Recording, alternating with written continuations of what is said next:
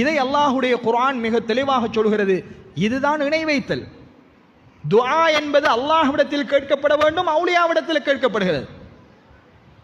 இந்த உலகத்தில் என்ன பிராணியை நீங்கள் நேர்ச்சை செய்வதானாலும் அல்லாஹுக்கு மட்டுமே நேர்ச்சை செய்ய வேண்டும், அவுலியாக்களுக்காக நேர்ச்சை செய்யப்படுகிறது. இந்த உலகத்தில் எந்த ஒரு பிராணியை நீங்கள் அறுப்பதானாலும் அல்லாஹுக்கு மட்டும்தான் அறுக்க வேண்டும். ஆனால் அப்துல் காதர் ஜீலானிக்கும் ஷாஹுல் ஹமீத் ஆண்டவருக்காகவும் ஒரு பிராணி இந்த பூமியிலே அறுக்கப்படுமாக இருந்தால் அதுதான் தெளிவான இணை வைத்தல். அந்த கந்தூரியில் ஒரு மனிதன் பங்கு கொள்ளவும் கூடாது, அதை சாப்பிடுவதும் ஹராம். ஒட்டுமொத்த இஸ்லாமிய அறிஞர்களும் கொடுத்த ஃபத்வா என்ன? அல்லாஹ் அல்லாதவர்களுக்காக அறுக்கப்பட்ட எதையும் நாங்கள் சாப்பிடக்கூடாது, அது ஹராம், அது இணை வைத்த பொருள்.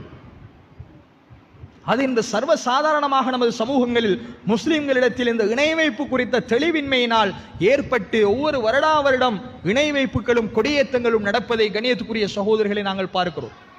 எனவே இப்படியான காலகட்டங்களில் இப்படியான இடங்களை விட்டும் நாங்கள் எவ்வளவுக்கு தூரமாக இருக்க வேண்டுமோ